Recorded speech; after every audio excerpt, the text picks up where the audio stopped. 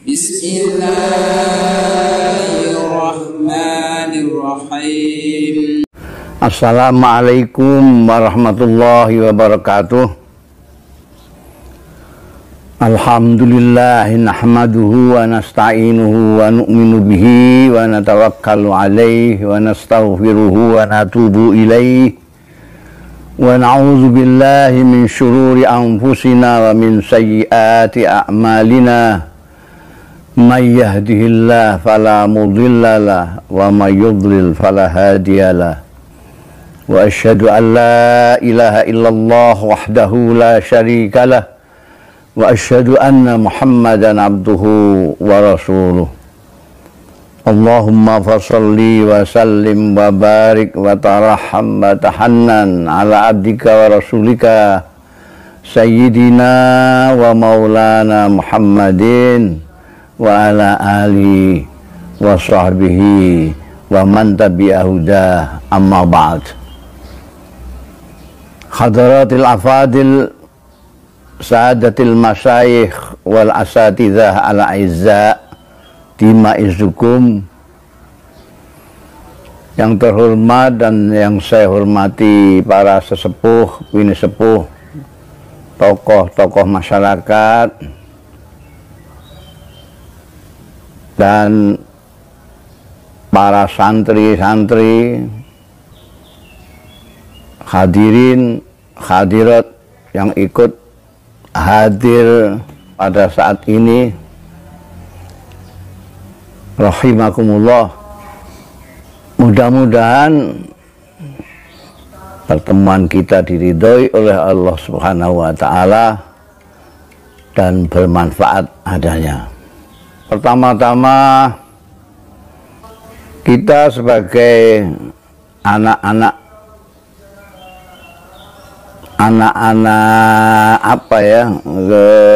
santri-santri, terutama yang di Kajen, santri-santri yang Mbah Mutamakin, Simbah Mutamakin, atau yang nama aslinya Sumo Hadiwijaya, putra Raden Benowo, yang lahir pada abad ke-17 zaman pemerintahannya Amangkurat keempat. Tentu kalau orang-orang Kajen sudah hafal semua tentang riwayat kisahnya, Mbah Mutamakin, terutama yang yang paling diingat, paling populer itu mempunyai 2 anjing segala macam itu. Tapi yang lebih penting bahwa Mbah Mutamakin ini terkenal sebagai kiai pejuang, sebagai kiai yang menyintai manusia, seorang kiai ulama yang ma'rifatullah, mengenal Allah Subhanahu wa Ta'ala, dan mengenalnya karena ilmu, bukan mengenal begitu saja, tapi kenal betul, sehingga tidak kagetan, tidak bingungan, tidak sok intar, karena beliau mengenal Allah. Kita tahu sekarang ini banyak sekali orang-orang yang sangat bersemangat untuk berislam ria, tapi mereka berhenti dalam berislam ria itu. Kenapa? Karena tidak mengenal pemilik Islam itu, tidak mengenal zat di mana melalui Islam itu kita diharapkan untuk sampai mendapat keridhaannya, yaitu mengenal Allah Subhanahu wa Ta'ala. Makanya di dalam kitab-kitab kuning kita itu selalu awwalu wajibin itu kan ma'rifatullah. Kenapa? Karena kalau kita tidak mengenal Allah Subhanahu wa Ta'ala, itu bagaimana kita mau menyenangkan Allah? Bagaimana kita ingin mendapatkan ridhonya Allah? Mendapatkan ridhonya Allah itu menyenangkan Allah. Bagaimana kita akan mendapatkan ridhonya Allah kalau kita tidak mengenal Allah? Seorang istri mau menyenangkan suami saja, dia harus tahu, harus mengenal suaminya. Suaminya ini apa kesukaannya, kalau makan lauknya apa. Kalau dia tidak mengenal, jangan-jangan dia mengira suaminya senang sayur lodeh, ternyata suaminya paling benci dengan sayur lodeh. Itu contoh kecil aja. Makanya sekarang kita banyak lihat itu orang yang mengaku bersemangat berislam ria, tapi tidak tahu bahwa berislam itu untuk mencapai tujuan paling akhir, yaitu ridhonya Allah Ta'ala. Nah ini makanya di dalam Islam yang pertama kali harus dikenal Allah. Nah untuk mengenal Allah harus ngaji. Maka Kajen menjadi kota santri dengan pondok pesantren yang banyak. Itu karena DNA-nya memang DNA-nya Mbah Mutamakin. Jadi kalau ada orang Kajen kok nggak ngaji, atau mondok tapi nggak ngaji, itu tidak akan. Maka kalau Anda lihat orang-orang yang tidak ngaji itu, dia bersemangat berislam, tapi kadang-kadang kelakuannya justru bertentangan dengan apa yang digariskan oleh Allah Subhanahu wa Ta'ala.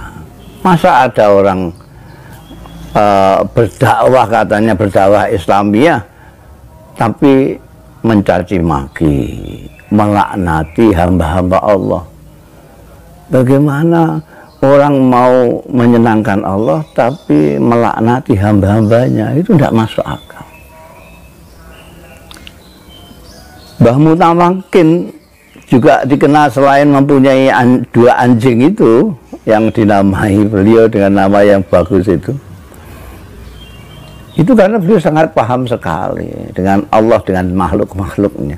Dan yang disinggung-singgung lagi oleh orang-orang yang bicara tentang Mbah Mutamakin itu adalah Mbah Mutamakin suka melihat wayang. Ceritanya Perkudoro Brotoseno ketemu dengan Dewa Ruci. Nah, ini orang yang nggak tahu. Karena apa? Disangkanya wayang itu adalah itu kesenian Buddha, kesenian Hindu. Salah. Di dalam pertemuan Brotoseno dengan Dewa Ruci itu di wejangannya itu pas sekali dengan ajaran-ajaran yang dirintiskan para kiai dan Mbah Mutamakin sendiri. Jadi Dewa Ruci mempunyai ajaran 6 ajaran. Ini banyak yang tentu santri-santri karena tidak pernah lihat wayang mungkin nggak tahu bahwa Dewa Ruci itu memberikan 6 ajaran. Pertama, itu ada dalilnya di Quran, la takfuma wa la takfuba laisa laka bihi ilmun. Tidak, Anda jangan sampai melakukan sesuatu apapun, ngomong sesuatu, bertindak sesuatu sebelum kamu ngerti, paham betul yang kamu omongkan itu apa, yang akan kamu laksanakan itu apa. Itu pertama. Kedua, ajaran harus bisa membedakan antara emas dan loyang. Artinya apa? Artinya kita harus ngaji, harus belajar. Kalau tidak belajar, besi kuning dengan emas, tembaga dengan emas, kita tidak bisa membedakan. Itu ajaran dari Dewa Ruci kepada Brotoseno yang kedua. Ketiga, jangan kagetan, jangan bingungan.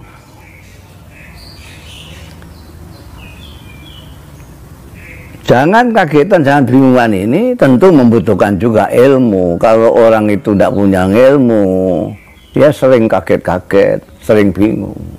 Kalau pengetahuannya luas, dia tidak akan kagetan, tidak akan bingungan. Seperti falsafatnya pesantren. Dulu itu pesantren itu, orang kalau mondok pesantren itu niatnya tidak muluk-muluk, tidak kepingin jadi pilot, kepingin jadi anggota DPR, kepingin jadi petinggi negara, tidak. Bahkan tidak kepingin jadi kiai, tidak kepingin jadi mubalek. Apa? Dulu, nggak tahu sekarang. Dulu itu orang mondok ke pesantren, niatnya adalah menghilangkan kebodohan, titik. Niat mencari ilmu untuk menghilangkan kebodohan. Dan kita tahu bahwa kebodohan tak bisa hilang. Karena begitu Anda pandai, Anda merasa lebih bodoh dari kemarin. Kalau Anda sudah merasa pandai, di situ Anda mulai bodoh. Nomor keempat, ajarannya Dewa Ruci harus bisa mengendalikan nafsu. Nafsu amarah, nafsu lama, nafsu-nafsu yang mengajak kita untuk berbuat tidak baik. Ini ada semua dalilnya ini. Kalau Anda cari itu ada dalilnya semua. Cuma oleh pewayangan itu dikemukakan sedemikian rupa sehingga seolah-olah itu tidak berdalil. Seperti kiai-kiai kalau mau itu hasanah jarang dalil. Yang biasa dalil itu biasanya ustadz anyaran itu. Yang kelima, ajarannya ini juga ada dalilnya. Ilmu itu harus diamalkan. Bahkan ulama mengatakan ilmu yang tidak diamalkan itu bukan ilmu. Ilmu haruslah ada ilmu yang diamalkan. Dan itu pelajaran pesantren begitu. Santri-santri, keturunan-keturunannya dari Mbah Mutamakin semuanya mengajarkan ilmu harus diamalkan. Yang keenam, harus memahami tentang kefanaan dunia ini, termasuk kefanaan diri kita sendiri sebagai manusia. Nah, ajaran-ajaran kemanusiaan ini tambah lama, tambah hilang, dan kita sudah mulai menjadi orang-orang yang bermental instan, yang sulit sekali untuk bersungguh-sungguh di dalam mencari ilmu, dalam bekerja dan lain sebagainya. Kita memahami agama juga sudhi itu di permukaannya saja, tidak masuk ke dalam. Karena masuk ke dalam itu harus bijiddin wajtihadin. Sementara kita tidak punya lagi kekuatan untuk jiddin wajtihadin. Kita sekarang malas sekali karena godaan-godaan hal-hal yang kita hadapi di zaman akhir ini. Kita tidak ada tirakat beras sekarang itu, nggak usum tikarat segala macam itu. Kesungguhan itu sudah tiada, sehingga kita sekarang suka yang sudhi. Kalau kita lihat itu mau'izah, tausiah itu kebanyakan sudhi semua, tidak sampai yang mendalam seperti yang diajarkan Mbah Mutamakin. Jarang sekali kita menukik ke dalam. Kalau bahasanya Bung Karno, mencari api daripada Islam itu untuk dikobarkan kepada diri kita sendiri, sehingga kita itu tadi aneh sekali. Kita melakukan sesuatu untuk menyenangkan Allah, mencari ridha Allah, tapi dengan tidak sadar atau tidak berpengetahuan, lalu menyakiti hamba-hamba Allah. Saya sering menyontohkan orang yang berdesak-desakan untuk berebut mencium Hajar Aswad itu. Lihat itu, mereka berebut Hajar Aswad, menyikut kiri kanan supaya dia bisa mencium Hajar Aswad.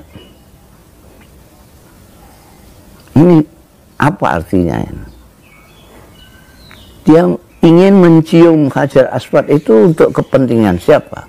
Untuk menyenangkan Tuhan atau menyenangkan diri kita sendiri? Tanyakan kepada mereka yang rebutan mencari Hajar Aswad untuk dicium. Untuk menyenangkan diri sendiri atau menyenangkan Allah? Kalau jawabnya untuk menyenangkan Allah, itu aneh sekali. Bagaimana mau menyenangkan Allah dengan menyakiti, mengikuti hamba-hambanya?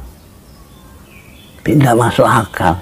Jangankan Allah, saya saja, kamu ingin menyenangkan saya, anak saya kamu sikuti, keplak kamu. Dan orang lalu lupa bahwa mencium Hajar Aswad itu paling tinggi hukumnya sunnah, sedangkan menyakiti hamba-hamba Allah itu haram. Bagaimana untuk mendapatkan kesunahan dengan keharaman? Ini sama saja dengan korupsi, sedekah dari uang korupsi. Tidak menghilangkan kotorannya korupsi. Di kemanusiaan kita itu menjadi luntur karena kita salah memahami ilmu, salah memahami tentang kesalehan. Saleh yang sejati adalah orang yang saleh, baik dengan Allah dan baik dengan hamba-hamba Allah, baik dengan Tuhan dan baik dengan manusia. Tidak bisa Anda baik dengan manusia tapi tidak sholat, tidak puasa, tidak beribadah kepada Allah, kamu separuh takwa. Sebaliknya, kamu sembahyang, kamu ngoceh soal Islam segala macam, tapi kamu jahat, zalim kepada sesama hamba Allah, kamu belum berarti orang yang bertakwa. Kita itu selama ini dengan dunia itu tidak berjarak. Bahkan karena tidak berjaraknya kita dengan dunia, begitu cintanya kita kepada dunia, itu kita bisa tega kepada sesama manusia, sesama hamba Allah Ta'ala. Kita lupa, ini sama-sama manusia. Dan kita lupa kepada ajaran Kanjeng Nabi Muhammad SAW. La yu'minu ahadukum hatta yuhibba li akhihi ma yuhibbu li nafsihi. Ini seringkali termasuk ustadz-ustadz keliru mengartikan hadis ini. Diartikan orang tidak sempurna imannya sebelum dia menyintai saudaranya seperti menyintai dirinya sendiri. Ini tidak benar, tidak pas. Karena kalau artinya begitu, redaksinya tentu la yu'minu ahadukum hatta yuhibba akhahu kama yuhibbu nafsahu. Ini tidak. Hatta yuhibba li akhihi ma yuhibbu li nafsihi. Jadi kalau seperti contoh saya tadi, kalau saudara kita kalau kita senang mencium Hajar Aswad, kita harus senang juga kalau saudara kita bisa mencium Hajar Aswad. Kalau kita senang dihormati, kita harus senang juga kalau saudara kita dihormati. Ini ajaran Kanjeng Nabi. Tapi itu semua karena kedekatan kita dengan dunia yang tidak berjarak sama sekali itu, ini lupa semua, termasuk orang Islam terhadap ajarannya. Ini pelajaran yang perlu kita cerdasi. Kita itu sama, kullukum min Adam wa Adam min turab. Kullukum min Adam wa Adam min turab. Selama ini kita kotak-kotak hamba Allah itu. Allah ketika berfirman, walaqad karramna bani Adam, itu tidak ada embel-embel kelompok ini kelompok ini. Karramna bani Adam, pokoknya yang namanya manusia dimuliakan oleh Allah Ta'ala.